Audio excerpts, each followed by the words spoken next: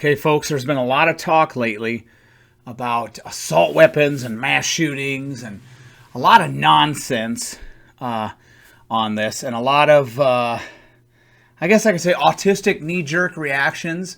But I'm putting this up just in case McCainisthroughX, the janitor, who is afraid to post on any channel I'm not blocked from, just in case she starts flapping her yellow teeth about assault weapons and mass shootings.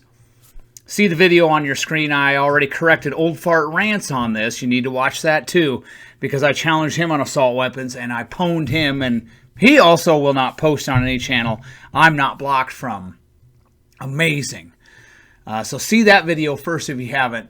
So just in case McCainisthroughX, who becomes an expert on Google, anything she knows, she becomes an expert on Google an hour before, and then she gets on and does a cut and paste video, autistically repeating some talking points, just in case she says something like the following. After Bill Clinton banned assault weapons, because I've heard stuff like this from some people, and I'm sure she's going to repeat it. But McCainisthroughX, you wouldn't say anything like this, would you? After Bill Clinton banned assault weapons in 1994, but I thought Congress bans assault weapons. Isn't Congress the lawmaker? Well, anyway, after Bill Clinton banned assault weapons in 1994, mass shooting deaths dropped by 43% when the Republican Congress, but somehow, if Bill Clinton can ban them, couldn't George W. Bush ban them? But then the Republican Congress allowed them to expire in 2004. They went up more. Somehow, I don't understand. That's kind of weird. It's like in one case, the president can just wave his magic wand, and in another case, Congress can just tell him no. So I don't understand that. But I've made this point in a lot of my videos. What if the murder / non-negligent manslaughter rate, that's technically what it's called. I've made this point in my videos. What if the murder rate was going down, but the number of mass shooting deaths and the percentage of people killed in mass shootings was going up? But there's less dead people per 100,000. Would that be bad? I'm just wondering. What if the homicide rate was going up, but people were using cars to kill other people? Would we ban cars then? But here's some information. McCainisthroughX doesn't know this because, well, she doesn't do much reading. She's not much for reading. She is all for eating and cutting and pasting, though. U.S. murder / non-negligent manslaughter rate per 100,000. From 1987 to 2000, it was 8.028. 8.028, 1987 through 2000. From 87 to 92, it was 9.0. From 1993 to 2000, see the links underneath the video. From 1993 to 2000, it was 7.3. From 1994 to 2004, that's the assault weapon ban era. From 1994 to 2004, it was 6.481. U.S. murder / non-negligent manslaughter rate, 2005 through 2008, 5.625. So the 4 years after it expired, the murder rate went way down. From 2001 to 2008, it was 5.612. From 2009 through 2016, it was 4.8. From 2017 through 2019, and I'll add 2020 when it's out, but from 2017 to 2019, it was 5.1. So even though the murder rate's been spiking the last 4 years, and it's going to go up for 2020, I think. It'll be in the 5 point something. That data should be out in September. I look at a lot of local police data, state data, and I'll wait for the FBI totals to come out too. I compare all of them.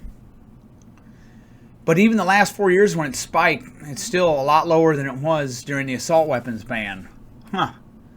From 2004 to 2018, 1 year there was missing data. I couldn't find it. 68.882% of all homicides were committed where a firearm did the dirty deed. About a third of the time, the assailant uses a knife, crowbar, some other object, or personal weapons to commit the crime.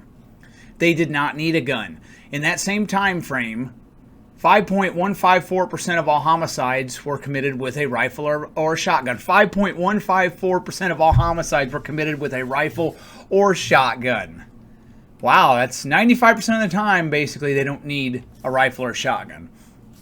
From 2004 to 2018, missing data for 2016, couldn't find it. Sorry. 42.466% of all homicides had a victim-offender relationship of family or other known. Almost half.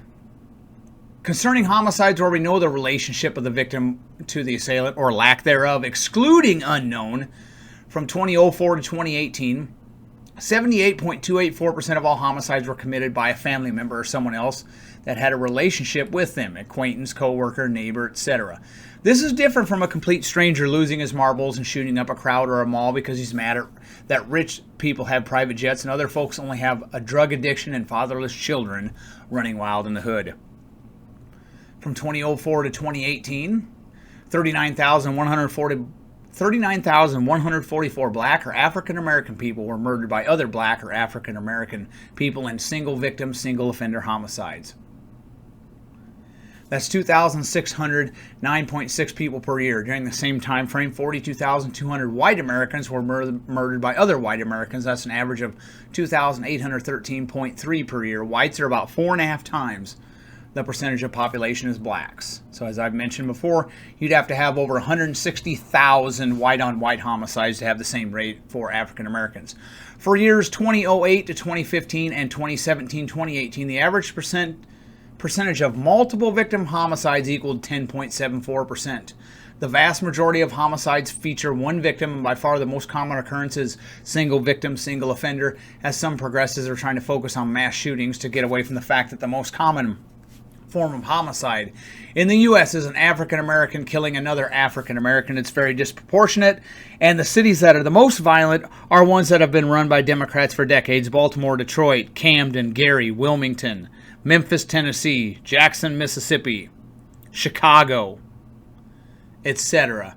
Check the links underneath the video. Just in case McCainisthroughX says something about that, now you can shut her down. Although if you challenge her, she'll probably just block you like she did me, because she knows I am her superior. Have a nice day, and don't thank me now for the facts.